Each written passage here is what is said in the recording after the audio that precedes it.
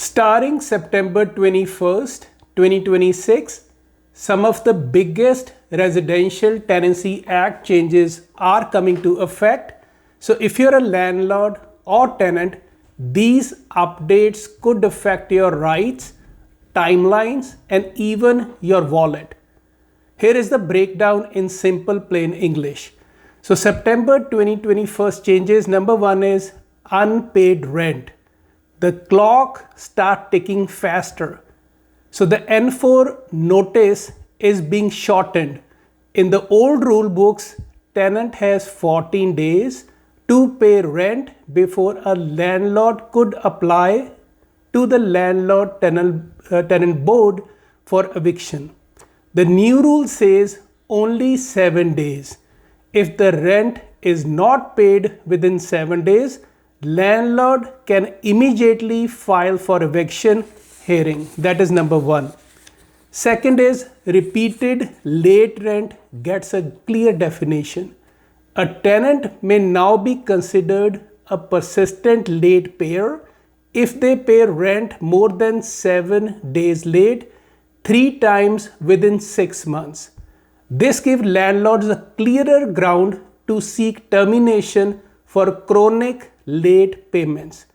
Third major is N12, landlord's own use compensation changes.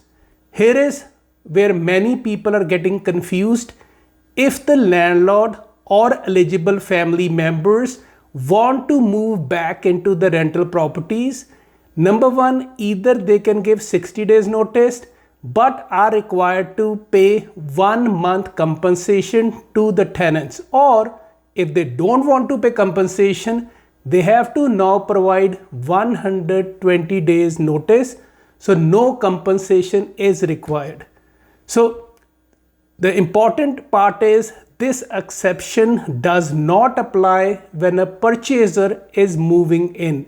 For purchaser, you still have to give 60 days notice and pay 1 month in compensation. And N12 for purchaser own use still require this 1 month compensation for now. There's no changes on that. It's only for landlord own use. If you give 120 days notice, you don't have to pay 1 month rent to them. Good faith requirements still apply. Bad faith evictions claim can still get you in trouble and create significant risk and losses for the landlords.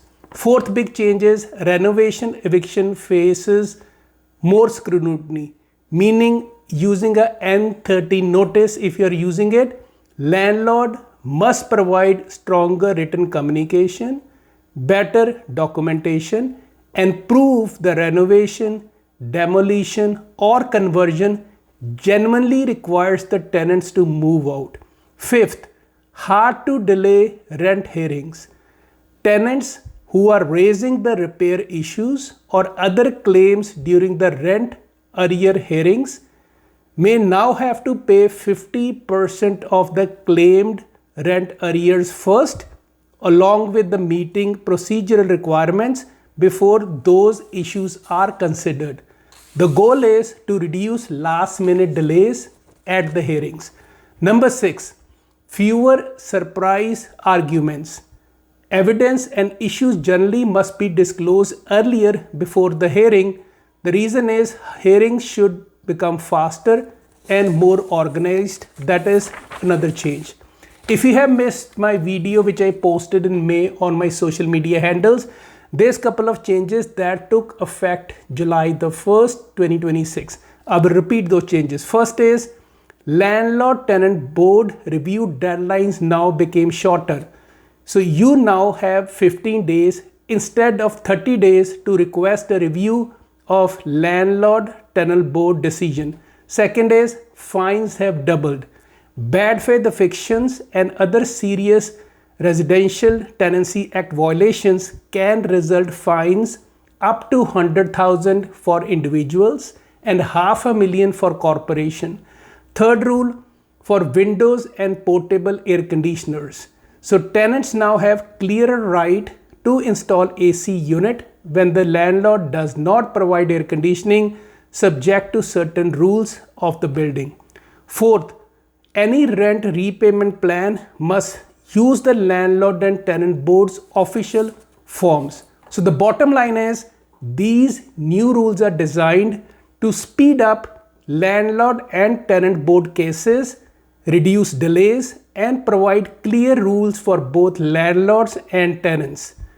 But remember, these also do not change Ontario's rent control rules. They do not eliminate the need for landlord hearing before an eviction.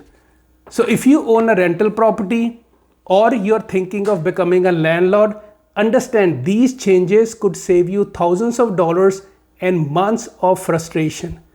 Follow me at Jimmy Singh, Fortune to Reality, for easy to understand Ontario real estate and landlord updates. Or if you need help with renting, buying or selling, even managing your rental properties in southwestern Ontario, call me today. I'll be happy to protect your investment and navigate and help you with upcoming Ontario real estate changes. Thanks for watching.